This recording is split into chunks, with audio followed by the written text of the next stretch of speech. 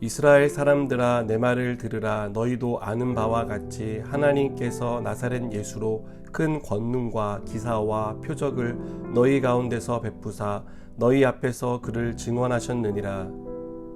그가 하나님께서 정하신 뜻과 미리 아신 대로 내준 바 되었거늘 너희가 법 없는 자들의 손을 빌려 못 박아 죽였으나 하나님께서 그를 사망의 고통에서 풀어 살리셨으니 이는 그가 사망에 매여 있을 수 없었음이라. 다윗이 그를 가리켜 이르되 내가 항상 내 앞에 계신 주를 배웠으며 나로 요동하지 않게 하기 위하여 그가 내 우편에 계시도다. 그러므로 내 마음이 기뻐하였고 내 혀도 즐거워하였으며 육체도 희망에 거하리니 이는 내 영혼을 음부에 버리지 아니하시며 주의 거룩한 자로 썩음을 당하지 않게 하실 것이미로다.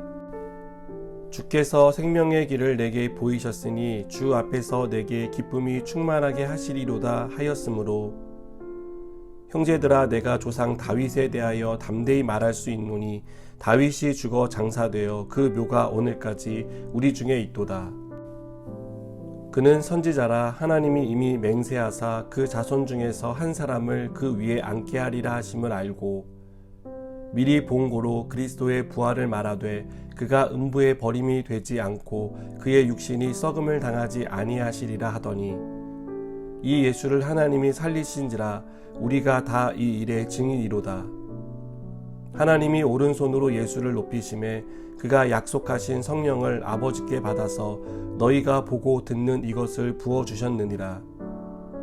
다윗은 하늘에 올라가지 못하였으나 친히 말하여 이르되 주께서 내 주에게 말씀하시기를 내가 내 원수로 내 발등상이 되게 하기까지 너는 내 우편에 앉아있으라 하셨도다 하였으니 그런즉 이스라엘 온 집은 확실히 알지니 너희가 십자가에 못 박은 이 예수를 하나님이 주와 그리스도가 되게 하셨느니라 하니라.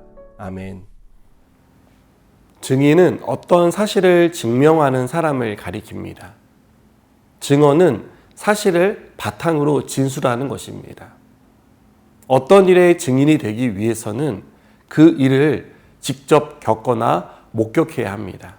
그래야 그 사람이 하는 증언이 힘을 얻습니다. 예수님은 하늘로 올라가시면서 제자들에게 지금 당장 가서 복음을 전하라고 말씀하지 않으셨습니다. 사도행전 1장 8절을 보면 오직 성령이 너희에게 임하시면 너희가 권능을 받고 예루살렘과 온 유대와 사마리아와 땅끝까지 이르러 내 증인이 되리라 라고 말씀하셨습니다. 이 말씀을 듣는 제자들은 주님의 증인이 되기에 부족함이 없는 자격을 갖추고 있었습니다.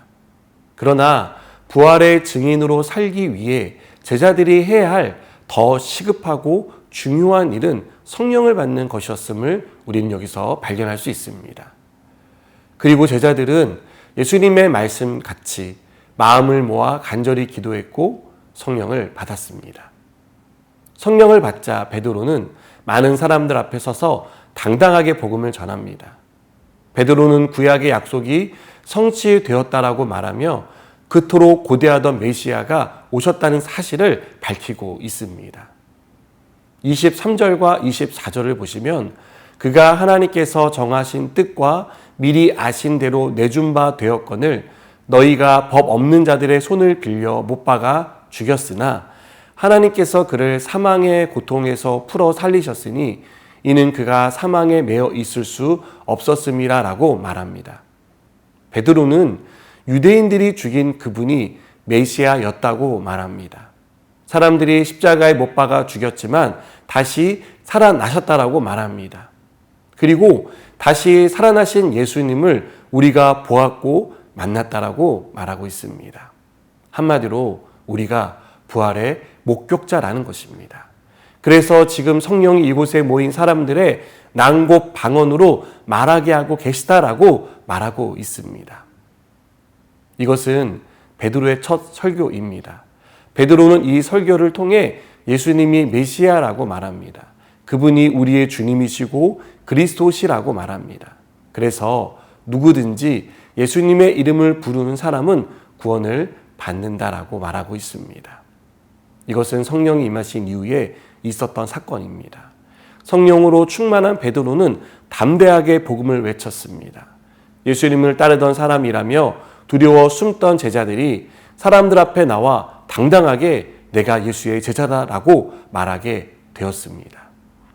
여러분, 이것이 가능했던 것은 성령이 이들에게 담대한 마음을 주셨기 때문입니다. 박해에 대한 두려움을 마음 가운데서 제거해 주셨기 때문에 가능했던 일입니다.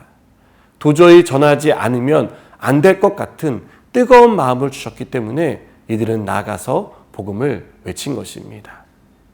여러분, 성령은 예수님을 증거하게 하십니다.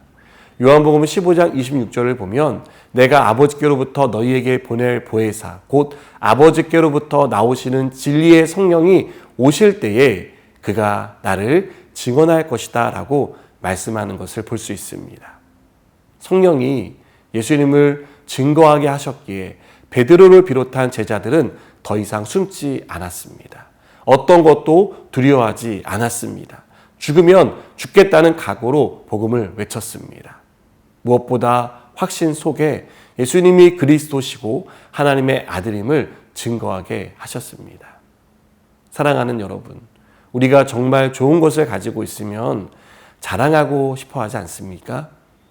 정말 확신에 차 있으면 다른 사람들에게 말하지 않고는 견딜 수 없는 그런 마음을 갖지 않습니까? 성령은 우리에게 믿음의 확신을 주시고 복음을 전하지 않으면 안 될 만큼 거룩한 부담감을 주십니다. 저는 우리가 이렇게 성령으로 충만한 사람이 되었으면 좋겠습니다. 성령으로 충만해져서 담대히 복음을 전하고 복음의 증인으로 살아가는 저와 여러분 되기를 바랍니다. 기도하시겠습니다. 하나님, 우리가 성령으로 충만하기 원합니다. 성령의 인도하심을 따라 담대히 복음을 전하며 살아가는 복음의 증인이 되게 하여 주시옵소서. 예수님의 이름으로 기도드립니다. 아멘.